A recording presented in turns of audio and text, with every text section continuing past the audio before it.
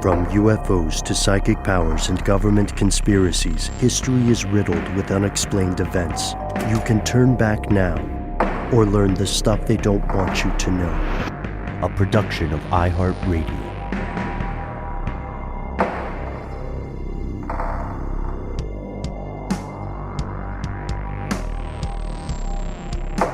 Hello, welcome back to the show. My name is Matt. My name is Noel. They call me Ben. We're joined as always with our super producer, Alexis, codename Doc Holliday Jackson. Most importantly, you are you. You are here. And that makes this the stuff they don't want you to know. It is February 7th as you are hearing this, folks. Let me check the math there. Yeah, I think that's right. Well, sometime in February, as you're hearing this, it's one of the most exciting evenings for us.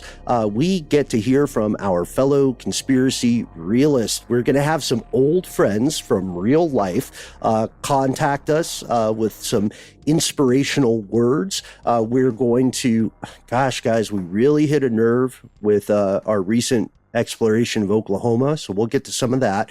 Before we do any of that, folks, we sold out. We're so excited about the future of the surveillance state. How do you like that setup, Matt? Where are we going? Yes, as we surveil the world and it surveils us back, I guess. Do you guys remember when our pal, our complaint department, Jonathan Strickland, please always email him, jonathanstrickland@iheartmedia.com. Do you guys remember when he had those Google glasses that he was rocking? I do remember the Google Glass. It was such a flop, kind of. They never even mass produced them. It was just always sort of like a beta test for, like, people in the tech space and, bloggers and podcasters and stuff. So he did get a hold of some of them. I never really heard much about it beyond that, because it turned out people didn't want to wear that on their face all the time. Ah, Google Glass. I actually was kind of interested in that one, but not really. I know I was, because it felt like something you might wear. If it looked like regular glasses, exactly, dude. Then sure. If it didn't look like just the top frame of glasses with a weird, obvious camera. Yeah, I might have been into it. Well, guys, Apple has an answer to all of these questions about how are we going to see the future? How are we going to interact with the future? We can't all be walking around with an Oculus Quest 7 on in 2030. Well, what will we be doing? What will we be doing in 2024? Well, Apple's answer was brought to us by Ye Anointed Bovine, someone who emailed us. Anointed Bovine says, I saw an ad for a new product, Vision Pro by Apple. It's a weird future we're propelling toward. Amazing uses in engineering, but a weird future for sure. They also start at $3,500. You can call me Anointed Bovine. And then Anointed Bovine sent us this video. That's a fun little joke for Sacred Cow. Right? Exactly. Sorry, I'm stating the obvious, but that's cute. So what we are going to do now, everyone, is watch this 1 minute, 8 second video, which is an ad from Apple for the Vision Pro. And we're going to react to what we're seeing. And no one but Matt has seen this yet. Oh, really? I've seen this was announced a while back, and Apple's clearly so hot on it that they announced it without a release date. So there was a little early look kind of video that I have seen, but I don't think it's this one. It couldn't possibly be the same one. Well, teaser versus trailer, right? Correct. Well, this is the juice, everybody. Alexis, we're going to look to you maybe for a reaction if you want, if you choose to give one. Here we go. Okay. What? So got a guy putting on scuba goggles. I was about to say, yeah. And researching scuba equipment, it looks like, or a boat of some sort. But it looks to be Oculus Quest style interactions, but with swimming goggles on. Was much shorter, I guess, snout for the goggles, right? And if anyone's messed with the Quest, that's fun. You know that it's opaque. It's a big plastic front on it. This one has a transparent front that I believe also can do some AR stuff where it'll project to outward viewers some facsimile of your eyes and your expression, or maybe it's actually not clear. It's creating an AI facsimile of what's behind it. We're seeing they're interacting with the world as though it's normal. Like they're riding on a plane wearing giant goggles. Yeah, no one's going to do that. That was nice. The screen-to-screen move from the Vision Pro to a desktop monitor.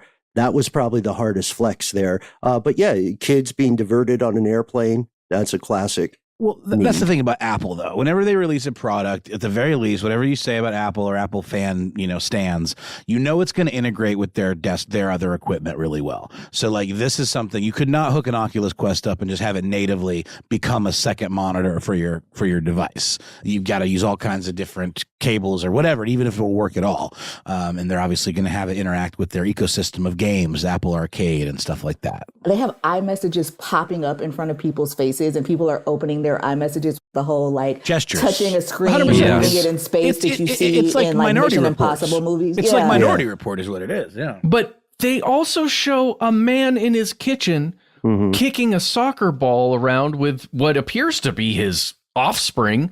Like as though he's just interacting with his family wearing these giant effing goggles. Sure. Like it's cool. It's normal. Everybody's fine with it. The kid's like, hey, Dad. That's just what Dad looks like now. Hey, Dad. Yeah, offspring, not as in the band, but like they appear to be his children. The children he allegedly sired. Yeah, Allegedly.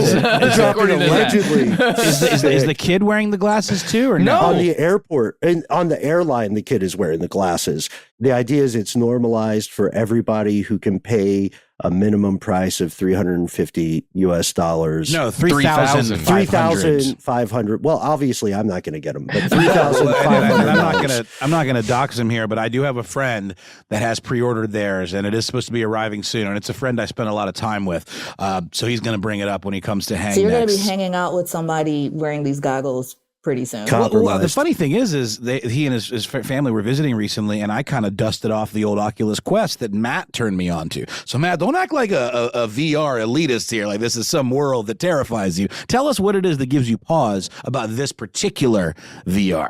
Really picture it. Really imagine hanging out with somebody wearing these goggles. Let's just imagine all of us hanging out together, and we've got your friend who's going to be wearing these things, right? What is that? How does that change our interaction with this person? I would really rethink my relationship with that friend. No, but I mean, really, like, maybe it's fine. Maybe it is the same thing as us just having our cell phones with us and being preoccupied with what's happening on that screen. Maybe it is that. But to me, it's not that. It's not meant to be worn in mixed company, though. That's just what they're Apple doing in the ad. Yeah, I know, but it's that's meant Apple. to. That's literally what it's meant to be. Like it's meant to be on you at all times, like a cell phone. That's bullcrap. Yes. Nobody's gonna go for it. I mean, if people go for that, I pity the fool. To quote Mr. T, I just think that's a real. Nobody lost money investing in stupidity. Well, okay, so there are many futurists who have posited, and we've had the discussion on the show, that we are already cyborgs because of our relationships with our phones, right? Sure. And it's rewired our brains in some way, shape, or form, right? Yes, we are inexorably tied to these things. We cannot be anywhere without them. We have anxieties when we don't know where our phone is. Like I think we collectively all feel that. Is it the same thing as wearing this kind of augmented reality, true cyborgian thing? Like, is it the same? It's a necessary step. I mean, it's like when you see those old school textbook pictures of the evolution of primates, right? This kind of technology right now, it's sort of in the middle of that spectrum, because the next step, obviously, Elon Musk just announced, or Elon, whatever, just announced the first human brain implant. You guys saw that? So that this stuff is, as you said, Matt, inexorable. It's inevitable. It's on the way. The next step is going to be, it'll be more popularized, the less intrusive it appears, right? Yeah, so the closer you get to contacts or something that people already recognize, like spectacles, Well, if you guys are familiar with the game Cyberpunk, which I know you are because we've talked about it, but there's actually a really great accompanying anime made by the same Project Red or CD, something like that, that is quite good. And it's all about this hardware, people being able to afford the hardware implants. It creates this varying strata of sort of haves and have-nots, because if you can't afford to get your muscles beefed up with tech, you're not going to win in a fight against a school bully who's from like a higher class, strata of society. Matt, I keep picking on you here, but how is this? It depends on your behavior towards it. How is this any different than you or I trading back and forth to VR while we cast it to a TV and watching each other play Beat Saber or, do the plank game? Like this really requires a difference in behavioral attitudes towards these things. And I guess Apple's pushing for that with their marketing, but it doesn't necessarily mean people are going to go for it. And I would argue the people that do go for it are going to look like a-holes. Well, I think the difference is it's 10 times more expensive than an Oculus Quest 2 was when I got one, right? True. That's the first thing. The second thing is I almost immediately stopped using that piece of hardware, except to work out. There's a boxing thing I used on it, and that was it. I didn't see a use for it, really. I guess that's where I'm going there, first of all. And it is a solitary thing. So I had to choose to just hang out alone and play around with myself and my Oculus. Keep it. We're keeping it in, Doc. Keep it. But like I had to choose to do that and like spend my time that way. I would pose there's also a difference between like I'm going to sit down and play this game versus I am living my life and interacting with my children and other people with this thing on my face. Wonderful point. 1 million That's a percent. wonderful point. And Matt, I'm only picking on you because you're the one that like brought the Quest over the first time, and that was the first time I'd ever really messed with one. And I hadn't picked mine up in a long, long time either until this kid who's friends with my kid, who's actually the kid of the person that's getting the thing you're talking about, picked mine up and started playing with it. And I was like, oh, I forgot there's things that are fun about this. But what we've been doing is casting it to the TV while one person does it, so the rest of them can see what they're seeing and also make fun of them for looking silly. It's just kind of a fun party game. That's how I'm looking at it. That's what I'm looking at. Matt, you and I talked about, I have a Quest as well. I was super turned off by the requirement to have a login to Facebook or Meta. And so like you, Matt, also having a Quest, the best way to say it is it solved problems I did not have. Fair. Right. So like it's fun to explore. The proprioception is scientifically quite fascinating. However, the way your mind accepts what's being presented to it. Right. Yeah. However, in my cost benefit analysis, just personally, just one person, in my cost benefit analysis, the erosion of privacy outweighed the novelty of something that was clearly, the Quest was like early adopter technology, right? It's like an early version of a car. The next thing, or the next 2 or 3 things, are going to be where I think the Overton window shifts, where the data becomes more valuable because you're taking it places and you're using it out in the world, right? Is that what you're getting at, Matt?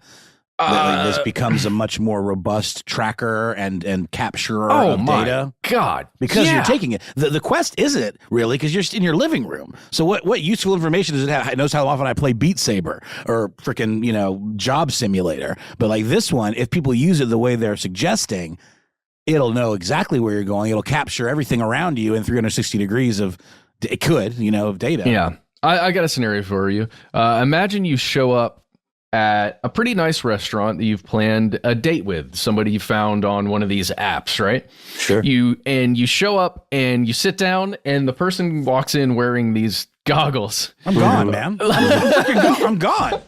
Or I'm like, are you joking? I'm sorry. And there's going to be rules restaurants are going to make, like wearing a hat. I'm sorry. Please continue. This just baffles my mind. Yeah, please, Matt, continue. Weren't there issues with Google Glass? Like for a little bit, they were banned. Privacy in issues. San Francisco. Yeah, specifically in tech bro country. But there's also the other side of that coin, which is that at some point that may become, like, things become normalized so insidiously quickly and rapidly.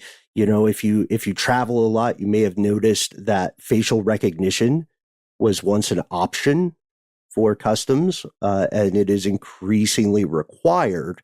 And something similar may happen. Like right now in the surveillance state of the West, or the global West, in the U.S. particular, it is considered anomalous and notable to not have a cell phone.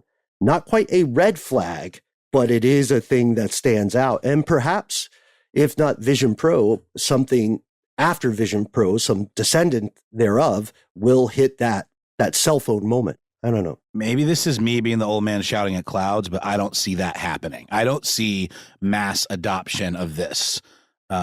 A, because it's too expensive, and B, it's just kind of idiotic. Well, that's what I'm talking about. The descendant, not this. Yeah, okay, fair enough. That's exactly. I see exactly that vision. They're playing the long game. Okay, Kim and Ben, because I think at some point this is the kind of technology, if put out in like version 5, where everybody is encouraged through incentives to have a 24/7 stream from their perspective, right? That they are doing. Oh, did you see Ben's stream last Friday? This crazy thing happened.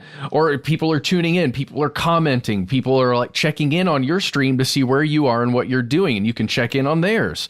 And like just a seamless communication. To me, it's horrifying. That's the Black Mirror episode, The Entire History of You. It is literally that episode. That's what it is. And this is a piece of technology that gets us through that first half step, right? Of actually having wearable technology beyond something that we hold in our hands that would allow us to do that and to serve commercials. And we would get served commercials.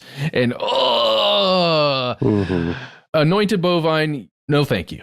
I'm going to say one last thing. I'm going to shut up. I think Apple has also very rarely placed a bet that didn't win. You know what I mean? When they go all in on a technology, it usually takes the frick off. I can't think of anything that they've put out and put all of their marketing efforts behind that has failed. Maybe you can, maybe like a certain generation of iPod or something, but in general, they are disruptors in this space. That sort of reminded me of when they like forcefully put a U2 album on everybody's phone. That failed. It did fail, but specifically it makes me think about like if people are wearing this Apple Vision thing, like I'm thinking about what Matt said about ads and also the idea of like what can sort of forcefully be put in front of your eyes in that regard. That was sort of the thought that hit me right there. Think about emergency alerts on cell phones and then magnify that. Right.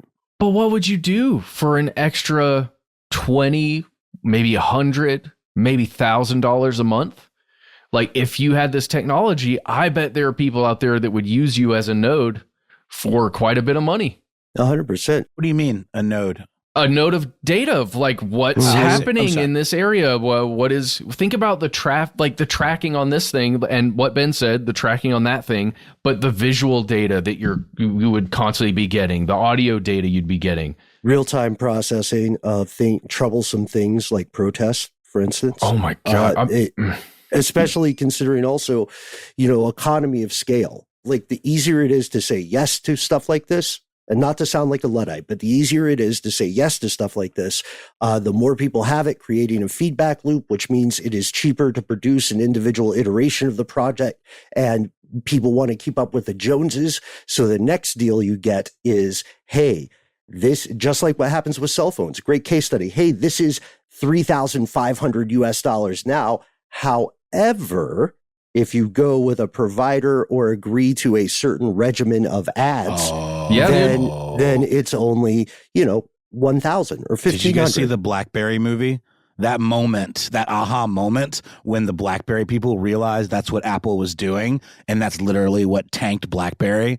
That was like the big kind of turning point of that story. Fascinating. Dude, think about when Target spends a great deal of time and money trying to figure out what you as an individual want, what you're interested in, what you're willing to buy, what you're not buying, even though you're showing interest on their website or their app. Mm-hmm. Think about when you go into Kroger and they're trying to do the same things. What does this individual want that is also in this social strata, in this economic strata? Mm-hmm. What if they are willing to give you those deals too? Just wear your, what is this thing called? Apple Vision Pro or whatever. Pro. Yeah. Wear that when you shop in Target next time, and it's going to measure your reaction to certain shirts that you're looking at in a line or certain food products. Mm-hmm. Think about also how when the Kroger Plus or whatever loyalty card came out, it gave you a discount as the prices purposely, gradually, frogs boiling, rose, such that now if you go there without a card, if you go to a lot of places without a card, you are paying extra because you have refused to submit your information to the system. That is 10-10 what is happening or what will happen. Really quickly before we go, I just want you guys to peep this link I put in the chat. Oh, it's the blue blocker. What is that? It's from Back to the Future 2. It's like an accessory that exists in Back to the Future 2.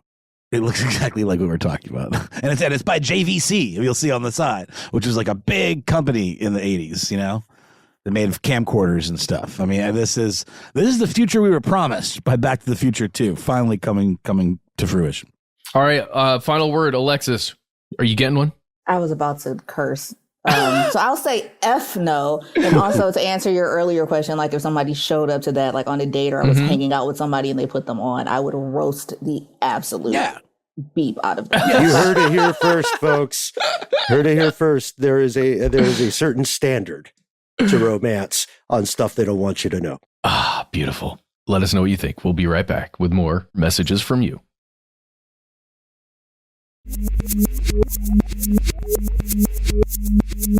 And we've returned after that illuminating conversation about the future that is the present. That is a little bit terrifying and really dorky.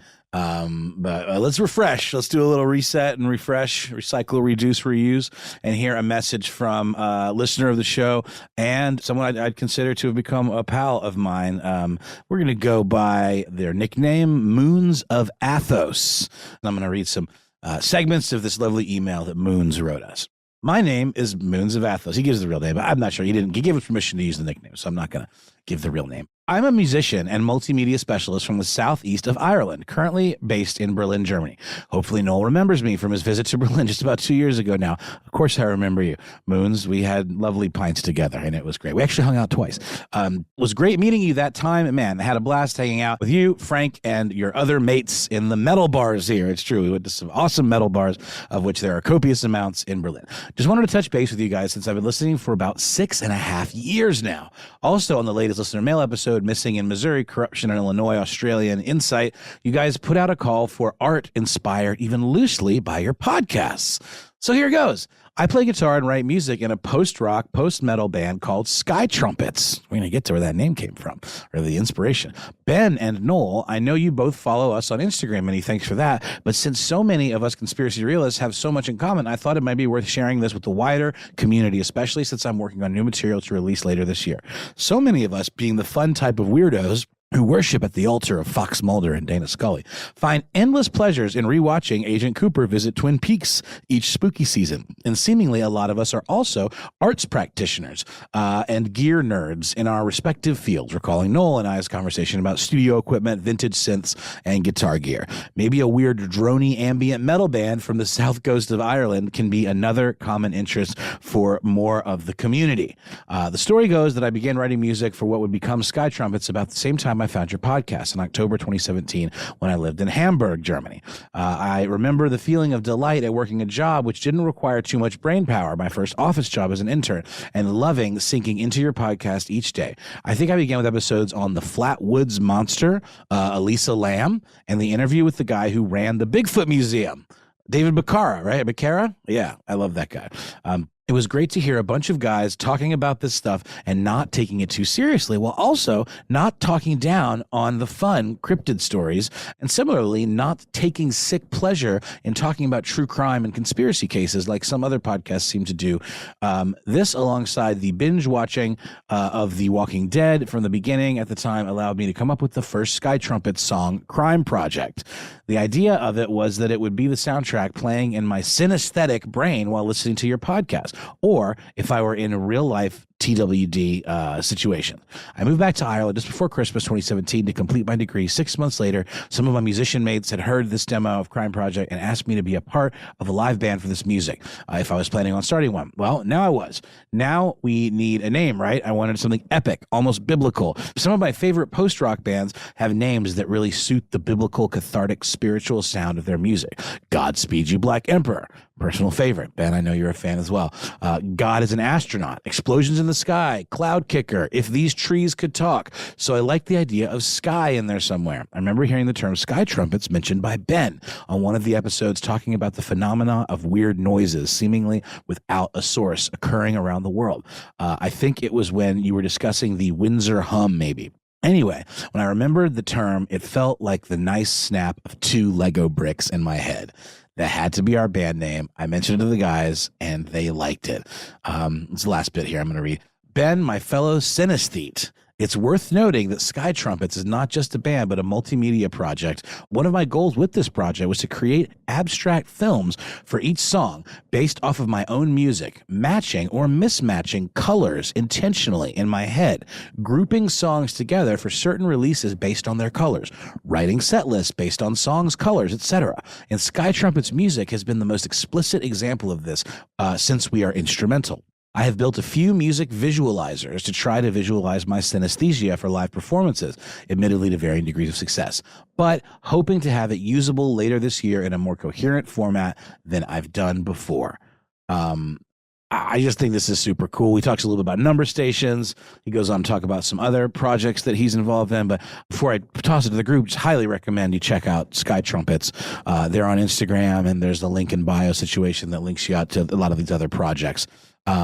So man, thanks to Moons of Athos for this lovely trip down memory lane, for some of these topics, and just for doing exactly what Ben sent the call out to have people share with us, making art, out of some of the stuff that we talk about. It's a real honor. I want to shout out something Moon said at the end here that we did not read yet. Moon says, might I make a suggestion while I'm here for this year's spooky season? Maybe you could bring back the segment of reading out listeners' ghost stories. I think we should do more of that this year. Anybody who's listening, and we could do those year round. It doesn't have to be spooky season. It's always Halloween in America. Yeah. Or at the very least, on stuff they don't want you to know. We love it. Also, he said that another band that he's in that's kind of a queer punk band is how he described it. Skin on Flesh, which you can find at Skin on Flesh Band, recently had a song featured in the latest Cyberpunk DLC. We were talking about Cyberpunk a little while ago, so that's pretty cool for an indie type band to have their song featured in a game like that. That's good money and good exposure. So well done, y'all. I listened to a bit of Thinking Hours from Sky Trumpets, and I really did enjoy what I was hearing. And awesome work. Mm-hmm. You came to the right place, Moon. Thanks. Yeah, I guess I should have maybe written him back to ask if we could play a sample on the show. So maybe we'll leave a space here just for a little sample in the event that I hear back from him with permission before this airs. I'm going to recommend around 2 minutes in Thinking Hours when the drums really kick in. I dig it.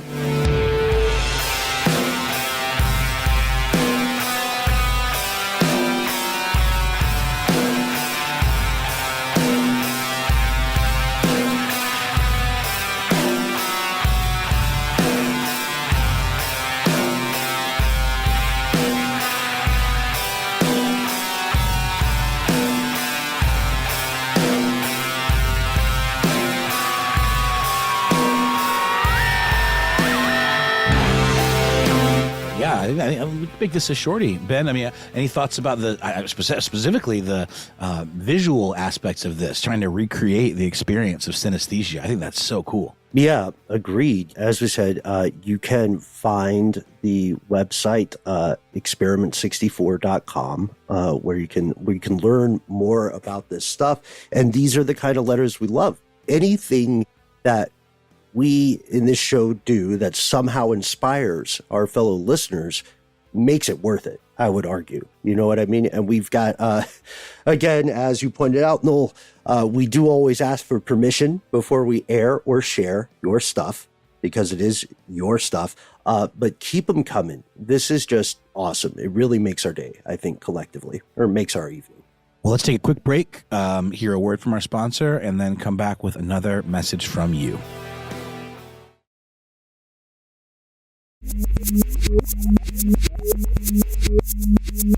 And we have returned with a bit of a roundup. We are going to share a couple of different emails from some of our fellow conspiracy realists, all commenting about the same thing. Quite recently, folks, as you may recall, we discussed an intensely troubling story about human trafficking and the gray market cannabis trade in Oklahoma. It appears, gang, that we have hit a bit of a nerve in a good way, because we had a ton of people writing to us and many calling us likely as well, who were responding and saying largely the same thing, agreeing with our take on the recent news and telling us it goes much, much deeper. So what I'm thinking we could do is just a brief recap of the story we first found, and then some helpful responses from our friends in Oklahoma. So the quick recap is this. 2 men were recently convicted of a drug trafficking conspiracy. The Chinese nationals, they were popped for illegally trafficking cannabis from an Oklahoma grow operation. Oklahoma does have medical marijuana laws. So there are ways to legally grow, distribute, sell weed. But what we found was that there were a lot of strings leading away from this. It had been politicized by some authorities as a way of like arguing for a border wall. It had been turned into, a little bit of somewhat racist xenophobia.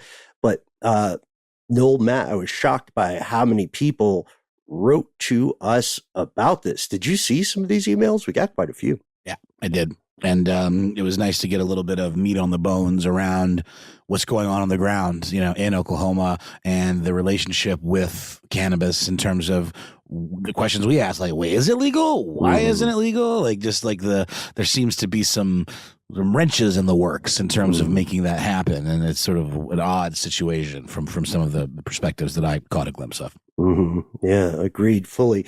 And we've not been to Oklahoma. Or wait, let me check this. Codename Doc, have you been to Oklahoma?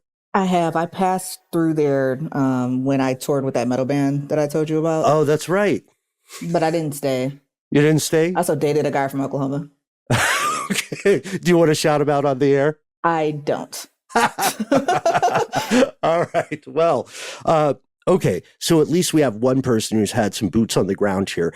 Our first letter says, "Hi, my name is Whitney. I own a medical marijuana dispensary in Durant, Oklahoma.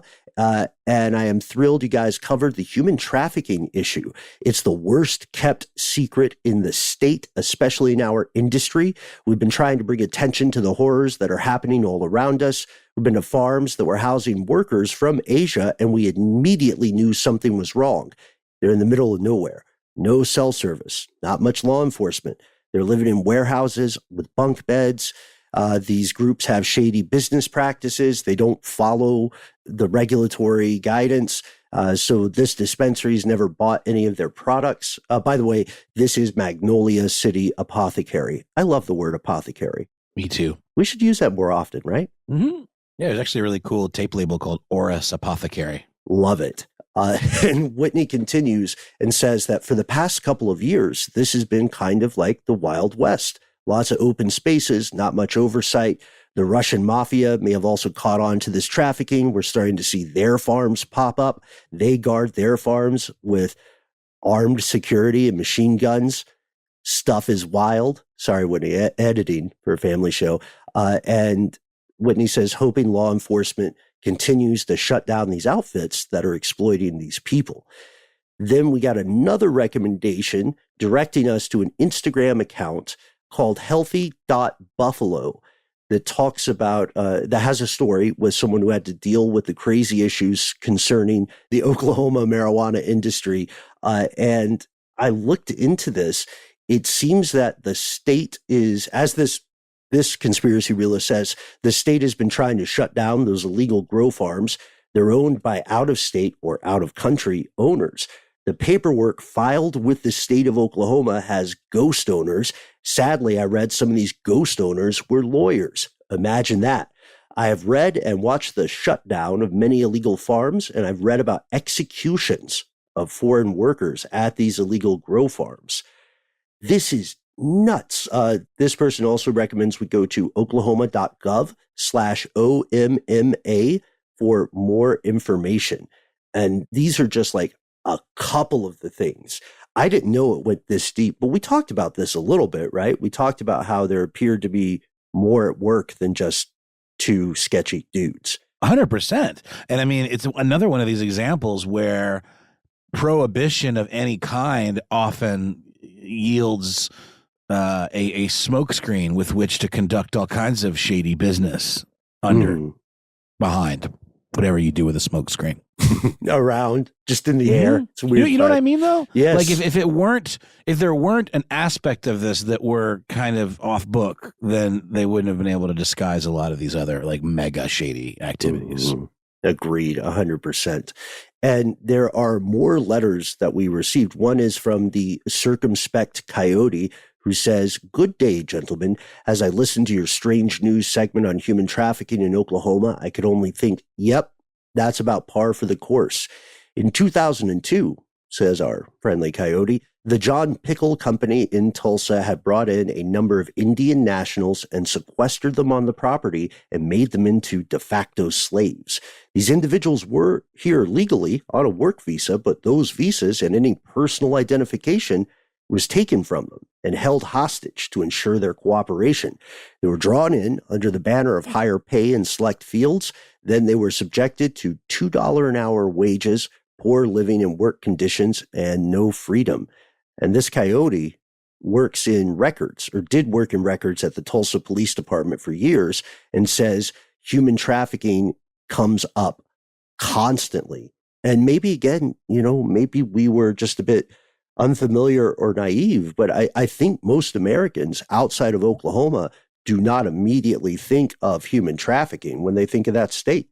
We all thought of the musical. Well, yeah, and I think that's not an accident, right? I mean, I hate the term because it seems dismissive, but oftentimes people will describe Oklahoma as a flyover state. Right. A lot of those states sort of in the middle are often off the radar of mainstream reporting, which is what allows things like this to maybe go on for longer unnoticed. Yeah, that's a really good point, Noel. It's easy to ignore it, and it reminds me a little bit of the situation that can happen with immigrant workers in Middle Eastern countries. Totally. You travel, and then the person employing you possesses your documents and may indeed take possession of your passport. It's a very, very dangerous thing. And also Coyote points out that these people would be controlled by having threats made against their family members. And a lot of them came from U.S. cities, from Los Angeles or New York. And then Coyote shares with us a story from the Oklahoman from 2008. So it gives us a sense of how long this kind of stuff has been happening.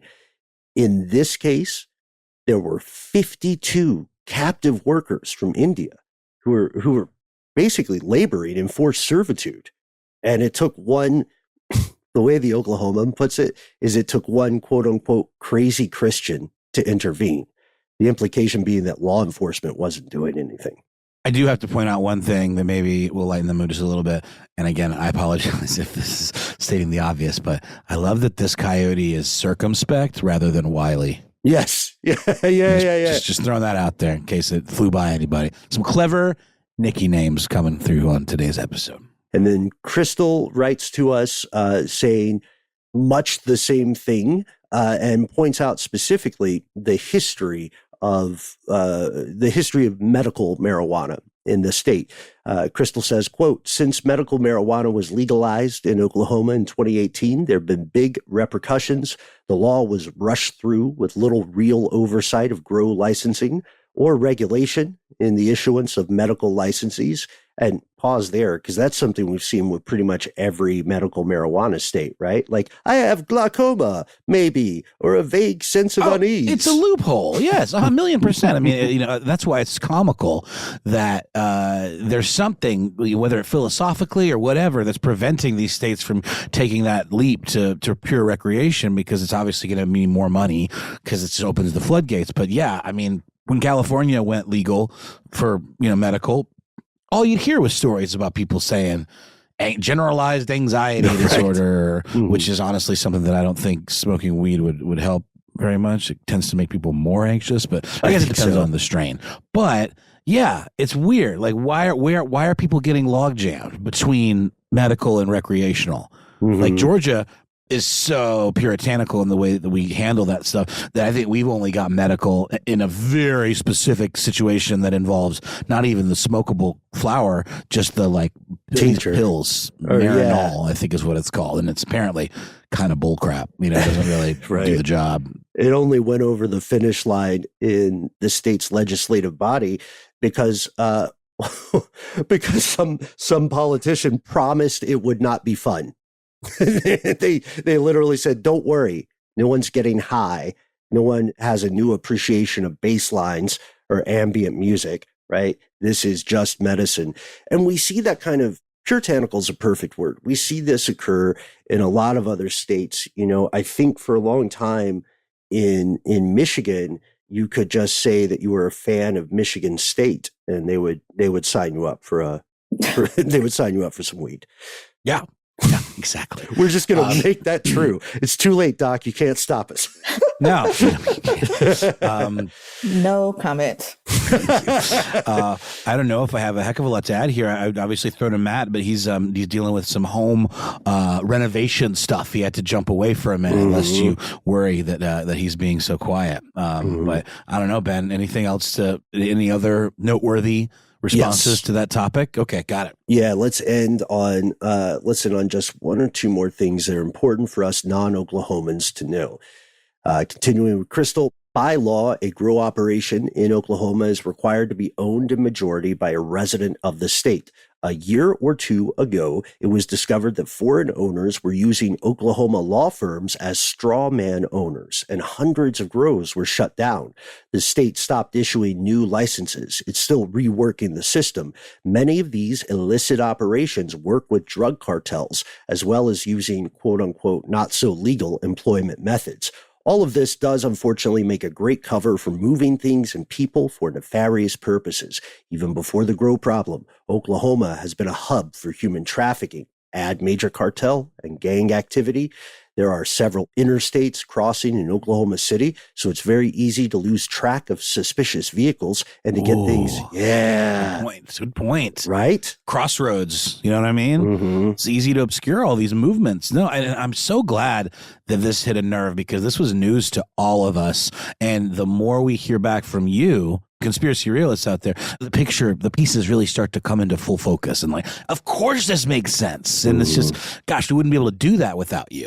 Yeah, I'm still writing back to everyone, but I want to thank all our fellow conspiracy realists for weighing in with this firsthand experience. The major highways that a lot of our Oklahoman friends are talking about are I-35, I-40, and I-44. There is a huge problem with potential trafficking. There is a lot of political controversy here. I think, just to keep this one short, I think the best way for us to end, before we thank everybody for tuning in, Matt's back. is to let you know, hey Matt, welcome back, is to let you know that if you suspect a case of human trafficking here in the United States, it is very important for you to speak up, because often this stuff only functions because people ignore fairly obvious signs. So if you suspect a case of human trafficking, please do contact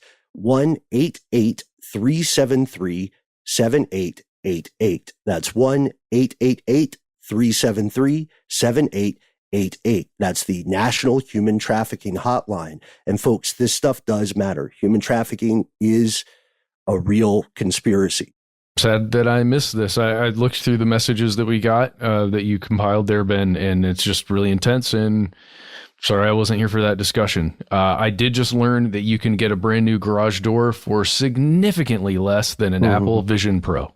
Okay. Yeah. Good to know. Pretty soon you'll have to have a Vision Pro to buy a garage door, right? It's coming, or some version of it. I also had a great conversation with a friend of the show who was saying the United States needs a new deal to improve things in this country, but people are so sensitive to names. We were trying to figure out what you would call a new deal to get voters on board, and we came up with an idea you guys are going to love. Wait for it. America Plus. Oh. And hey, I got a pitch for you guys. How about this? Okay, ready? You ready? Virtual garage door. Boom. Just chew on that. Whoa. In the Can mean metaverse. whatever you want it to mean. So, fellow conspiracy realists, thank you as always so much for tuning in. You are the best part of the show. We would love for you to join up with us. We can't wait to hear your thoughts. We try to be easy to find online, even if you don't have an Apple Vision Pro. That's true. Not necessary. Our barrier of entry is quite low. You have actually 3 ways you can get in touch with us. First is on the internet, where you can reach us at the handle Conspiracy Stuff, where we exist on Facebook, where we have a Facebook group. Here's where it gets crazy. Is what that's called. We also exist under that handle on YouTube and also on X, FKA, Twitter. If you'd rather find us on Instagram and TikTok, we're Conspiracy Stuff Show. Hey, you want to call us? Use our voicemail system. It's 1-833-STDWYTK. Put the number in your phone as a contact, and you might get a call back accidentally or very, very purposefully. Be like Ducky, who called us about small-town corruption in Johnson City, Tennessee. Something we may have to talk about in the future. Looking at you, Ben, especially, because I think you might even know where that place is. Just because of where you have existed previously, sir. When you do call in, give yourself a cool nickname and let us know if we can use your message on the air. If you don't want to use that system, why not use our email system? We are the people who read every email we get. Conspiracy@iHeartRadio.com.